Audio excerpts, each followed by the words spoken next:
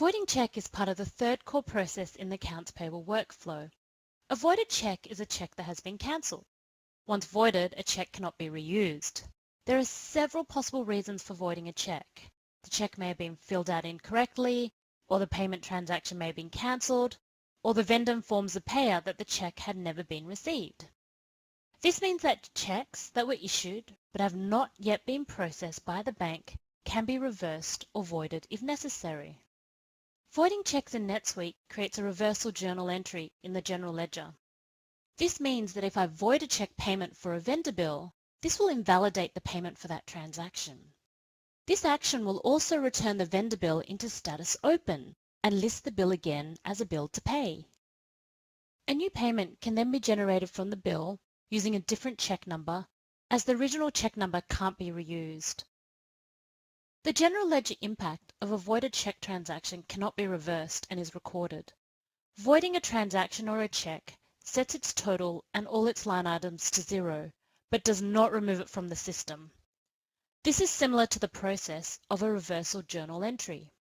Voiding a check sets the total and item line entries to 0, and therefore gives a 0 net effect to the general ledger. This ensures that an audit trail is preserved without impacting the general ledger in NetSuite. Working as an AP clerk in Suite Dream Suite Furniture, I'm going to demonstrate how to void an issued check in NetSuite. In this scenario, an earlier rental order was placed to Acom Business Solutions for storing a set of antique chairs. A check has already been issued as early payment. It was later decided that another provider will take over for Acom Business Solutions. Hence, a new check needs to be processed and issued to the new provider. The issued check to Acom Business Solution will need to be voided. Now I'll go in and locate the check I need to void. I can navigate to Financial, Banking, Write Checks, and select List to display a list of all the available check transactions. Or I can enter the exact check number in the global search field if I have that information. Enter the prefix key followed by the check number. In this scenario, I'll navigate to Financials, Banking, Write Checks, and select List. Down here, there's a set of filter options I can use to widen or narrow my search parameters. The filter options displayed here can be changed or edited further with the Customize View button. I can change the item type displayed by selecting another category in the Type drop-down field.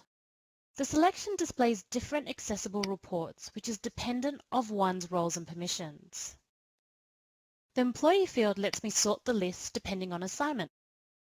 So this can either be via group, my own, or other employees. The Style field lets me choose which display type the results will be displayed in, from normal, grid, and as a report type display.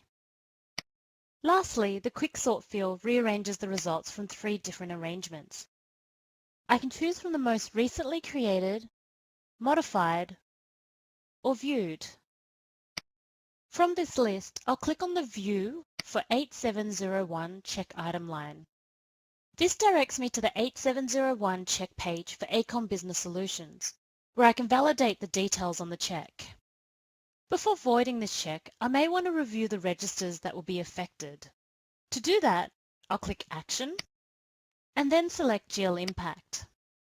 Here, I can see the accounts that will be affected in voiding this transaction. I'll now go back to check 8701. Since no change is required, I'll just click on the Void button to proceed. I'm taken to the Voiding Journal page, where the voiding journal entry is created. Details from the check page will carry over here. I can review the details of the check, and then I'll click on the Save button to commit this transaction. It's important to note that to void checks that affect inventory, an Adjust Inventory form must be completed to enable the voiding process to continue. Otherwise, an error message will display and prompt you to do so. The Adjust Inventory form is used to change the quantity and value of an inventory item without entering a purchase order. To know more about the topic on adjusting inventory, refer to Suite Answers or the Help Center. Next, I'll head to the Communication subtab and create an entry to briefly describe why I'm voiding this check. I'll type in transaction cancelled to indicate that this check will no longer be processed. And to recap that this effectively cancels the vendor bill payment transaction. Always include a reason why the check has been voided. Other columns here automatically populate to the default day and time of editing. There are other tabs as well, such as tasks, phone calls and files, that I can access to add further information as needed. Click the Add button to save the line entry. Finally, I'll click Save. A confirmation notification displays stating that the voiding transaction was successfully saved. Now that the voiding process was successful, the voided check will be added in reports created for voided checks.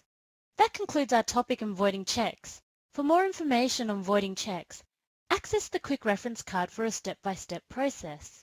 You can also visit our Help Center for more detailed information on this topic.